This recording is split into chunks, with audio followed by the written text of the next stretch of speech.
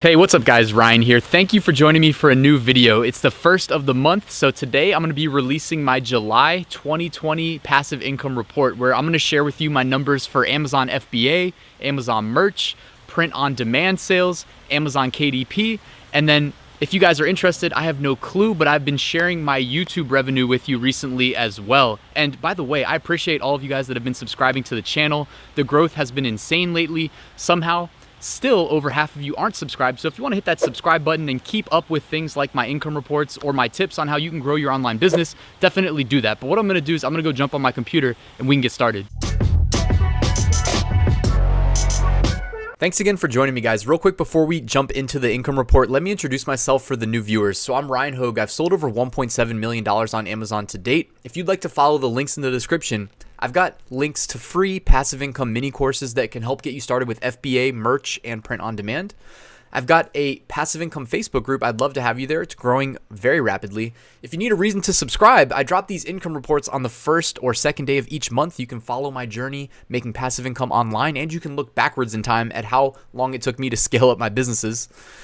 Last but not least, I do have full courses that I have written over the past few years that I maintain regularly. They are constantly expanding and they're helping a lot of people make passive income online by learning my exact methods to a T. So check those out, link in the description if you're interested. So let's dive into the income report, beginning with Amazon FBA. So I did 1,722 sales, generating $42,646 of revenue, of which I got to keep $8,454 as profit. My gross margin was around 19 to 20%.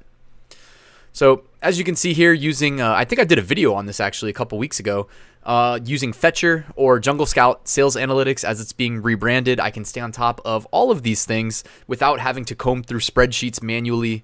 This is definitely recommended as you scale up your FBA business to use a tool like this that integrates with Seller Central.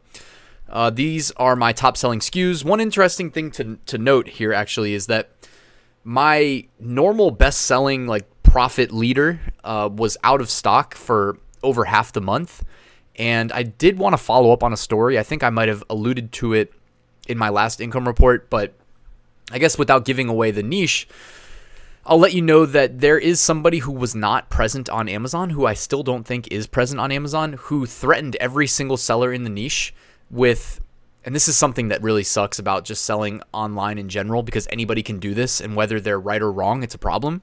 But they threatened that they held a patent on this product, even though they held a patent on an aspect of something that is on this product, along with on a lot of other things in life that you use probably regularly. And they're basically just patent trolling, I mean, in summary. And they, how about, I'll summarize it like this. A lot of people disappeared from my niche. I was already dominating this niche, but now I have even less competition because they got scared off. And like I said, I have my dad and my sister are both lawyers.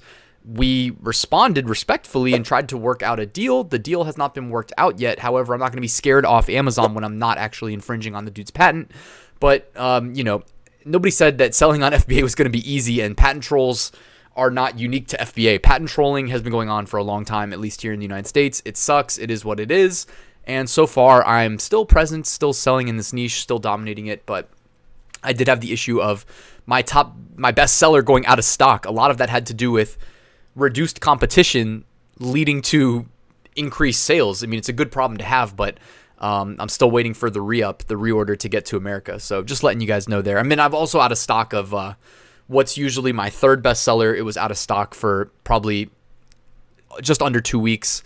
And then the product that did $15,000 in a single day back in April, that one is continued to be out of stock because the supplier doesn't have enough raw material to make it. So it's, yeah, not ideal. But I sell 2 variations of that product, and they were able to restock me one of the variations. So I'm still making sales there. All right, and as far as my advertising goes, I'm still not advertising too much. If you guys follow my previous income reports, I mentioned that I was able to turn off all of my ads pretty much, except for the ones that are really profitable, really low ACOS. I've begun turning those back on. It's reflected here. My ACOS for this month was 14%, but as you can see there, if you remember earlier, and this is again, this is my ACoS across all of my products. So it's not an exact science, but at 14% with my average gross margin being 20%, I'm still in good shape. Nothing really to worry about there. But over time, I've been turning on more and more of the ad campaigns that I'd turned off previously. Last thing I wanted to note is that I wrapped up my Amazon FBA mini-series for 2020 on my YouTube channel. I mentioned that when I did finish that I'm increasing the cost of my FBA course. I spent over a year writing it. I believe it's still the most thorough FBA course on the internet. And if you want to check it out at the lowest cost it will ever be offered for again, I recommend enrolling before Sunday night. So I'm just letting you guys know. There's a link in the description if you want to check it out. Next up, Amazon merch. I did 297 sales, generating $5,347.36 of revenue, of which I kept $948.72 as my royalties. My average royalty was $3.19. And between the international markets, I did $918 through USA, 15 pound sterling from the UK, and €8 from German markets. And I don't sell that much on UK and German markets, but I like to include it. Big news. Well, first are that sales are picking up and returning to normal. I didn't have any crazy trending specific designs that sold well.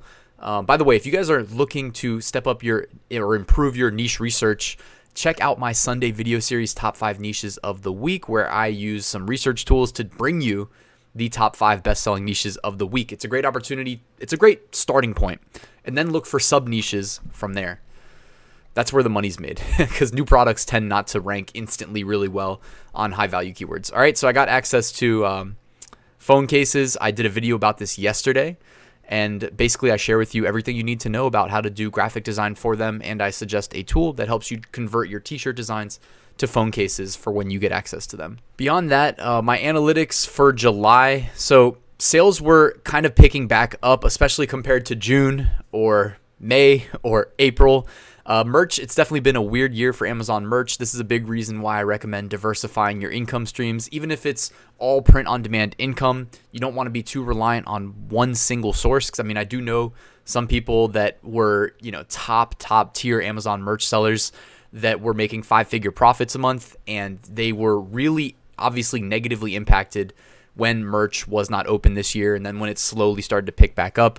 So that's why you want to diversify. You want to occupy as much internet real estate as possible. Take your amazing merch designs and just get them listed for sale elsewhere. Maximize your ROI. If you want to check out my website and see like the breakdown by product type, obviously I'm selling mostly standard t-shirts, fit type, I guess mainly men buying my shirts. Color, dark colors more than light colors for the most part. And my upload update, so I'm at 18,536 slots full out of 20,000. And then the important one right here above me, 99.7% of my products are buyable, which increases the likelihood of me making additional sales. All right, dropshipped print-on-demand sales. I did 405 sales, bringing in $1,910.78 of profit. If we break it down on a platform-to-platform basis, I did 208 sales through Amazon.com, 16 through Amazon.co.uk. 2 sales through eBay, 153 through Redbubble, 6 on Spreadshirt, 15 on TeePublic, 0 Teespring, 5 Zazzle. So I like to see Zazzle picking back up. That's nice. Not really sure why, but I do consistently upload there using upload automation from our friends at Merch Titans Automation. So shout out to those guys. This is what my sales looked like for my Amazon.com account via the Printful integration. I do also sell there through Gearbubble, but Gearbubble charges monthly, so I always recommend going and checking out Printful, which is free. Although this is kind of a weird time with Printful because they're kind of trying to return back to normal. They went from freezing, allowing us to push t-shirts and embroidery products, or really it's direct to garment print and embroidery. Now they let us do 2 embroidery products a day. So they're trying to assist us in getting back to some normalcy, but I'm sure it's been tough on them as well. Because I'm sure at their fulfillment centers and whatnot, between employees not wanting to work and then the ones that do with the restrictions, etc. So I'm sure it's got to be tough. I still believe in Printful as a company because they give so much control over to us as the sellers, which is important as you scale up your business. For instance, I talked to somebody this week that only uses Gearbubble, and they said that they mainly sell personalized stuff through Etsy. And I was like, oh my gosh, that sounds like such a headache because anyways, it's a separate story, but trust me, Printful, their UI, their website, the tools they give us sellers, it is top of the line. Anyways, here's my Amazon.co.uk sales fulfilled via Printful. They fell a little bit month over month, I believe, but breakdown by platform, top 4. Amazon brought in $1,249.12. That is the biggest e-commerce website in the world, so you really should not skip selling on Amazon. I sell mainly hats and mugs are honestly the two, and some shot glasses. The 3 biggest categories I sell through Amazon. Also, I'm planning on doing a POD Turbo review soon, which they have Amazon FBM via Seller Central upload automation. So that's going to be really fun to share with you guys. Redbubble, $398.61 of profit. Amazon.co.uk, $143.64 of profit. And TeePublic, $76.50. And because Printful rolled out this new volume discount structure, I now get a 7% discount applied to the following month. So during the month of August, all of my products will be discounted by 7%. And I also enjoyed the same discount in July. So that's awesome. Previously, to earn a 7% discount, I think you needed to sell something like $10,000. All I remember is that if you sold $5,000, you got 5%. So they're a lot more generous now with the volume discount, because Printful only makes money when we make money, because they don't charge us monthly to use their service. Amazon KDP, I did 40 sales, bringing in $74.38 of profit for an average royalty of $1.86. Now, I know those numbers aren't blowing anybody away, but I'm still uploading 500 books a week and planning on having a huge Q4 just like I did last year. Last year was my first year on KDP. I would invite you to check out my December income report to see the 4-figure plus profits that I was able to bring in just my 8th, 9th, and 10th week on the platform. You will be surprised. Beyond that, though, I'm just holding steady with KDP. I'm not doing anything specifically for KDP. Well, that's not true. I do sell some puzzle interiors, but for the most part, I'm focused on streamlining it, converting my print-on-demand t-shirt designs and whatnot into KDP books, and getting them listed for sale on Amazon. Which, by the way, when you upload to KDP, they push it to all the major international Amazon marketplaces. All right, let's close out with Google Ads. So my earnings total was $3,959. Now, if you didn't know, Google keeps about 1/3 of the money. So that number right there represents what I kept, which means that they've kept about $1,400, $1,500 just from having me in their ad network. So YouTube brought in $3,686 of profit. My website that I built for fun in college, that gets a lot of traffic, it brought in $272.26 through AdSense. Plus I do some direct partnerships there. So there's always a little bit more money than what meets the eye there, but I don't report it in this income report because I want to be able to show you the, picture from my AdSense dashboard and you see the numbers matching up. Page views, 2.4 million. Ad impressions, 2.3 million. If we scroll down here, here's the Google Analytics for that website that I reference. Again, guys, building organic traffic is not easy. This is proof of that because I don't know. That website's like 10 years old at this point, but I did actually scale it up pretty quickly when I started focusing more on SEO, search engine optimization. So my YouTube revenue, if you're interested, when I log into YouTube, they show me this dashboard. It's growing month over month. I really, really, really appreciate the positive feedback. And I really, more than anything, appreciate those of you that hit the subscribe button, because somehow still over 50% are not subscribed that watch these videos. So if you want to do that, if you made it this late in the video, it would mean a lot to me. Here's the subscribers by video.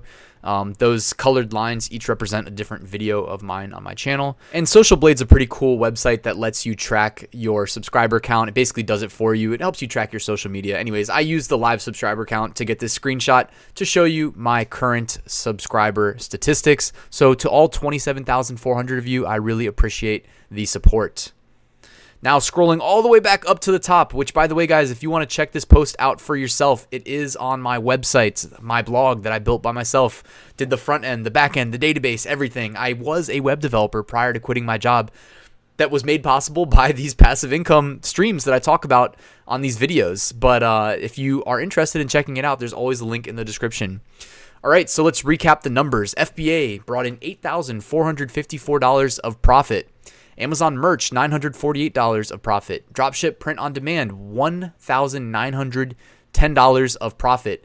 Amazon KDP, $74 of profit. Hey, $74 is $74, all right?